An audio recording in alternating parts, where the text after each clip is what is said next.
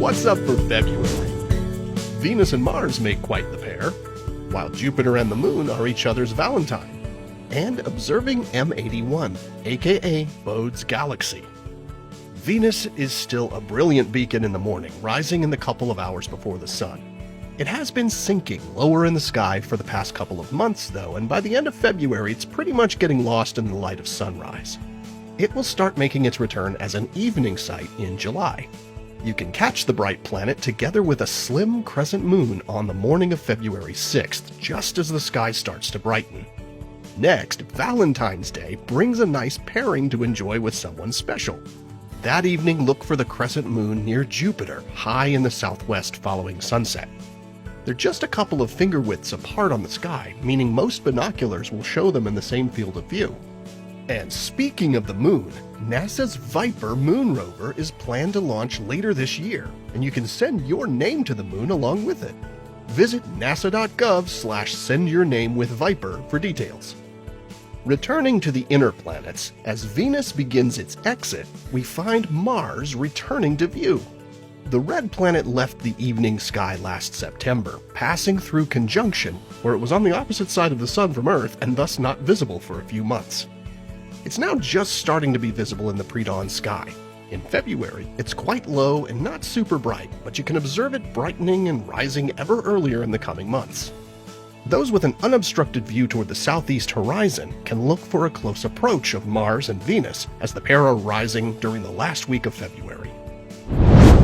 February is a good time to view one of the famed Messier objects known as M81. This is a spiral galaxy similar to our own Milky Way, but just a bit smaller, and it's one of the brightest galaxies in the night sky.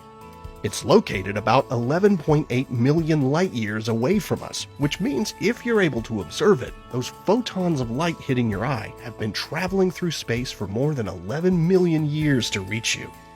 It was discovered by astronomer Johann Bode in 1774, which is where it gets its other common name, Bode's Galaxy. At the time, it was simply cataloged as a nebula, or faint fuzzy patch. It wouldn't be until the work of Edwin Hubble in the 1920s that many such faint fuzzy objects were understood to be self-contained galaxies of stars outside the Milky Way and incredibly distant from us. M81 is a bit too dim to see with the unaided eye, but it's visible with binoculars or a small telescope, where it appears as a dim patch of light. With a 6-inch telescope, you can resolve the galaxy's bright core, and with an 8-inch telescope, you can begin to make out the spiral arms. Locating M81 is not too difficult with the Big Dipper or the Plough to guide you. Starting with the star on the end corner called Dubhe, imagine a line twice the distance from the star on the opposite corner of the Dipper, Phecda. Pointing your telescope or binoculars in that area ought to put you pretty close to M81. You might also notice its faint fuzzy companion nearby, which is M82. This is another galaxy but seen edge-on, and it gets its common name, the Cigar Galaxy, from this appearance. This pair of galaxies is circumpolar in the northern hemisphere, meaning they rotate around the North Celestial Pole and never set. Unfortunately, this means they're not really visible from the southern hemisphere.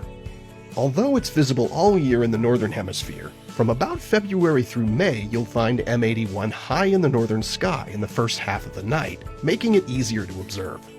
So grab your telescope or find a local astronomy event with NASA's Night Sky Network and check out M81, Bode's Galaxy, a distant cousin to our home galaxy, the Milky Way.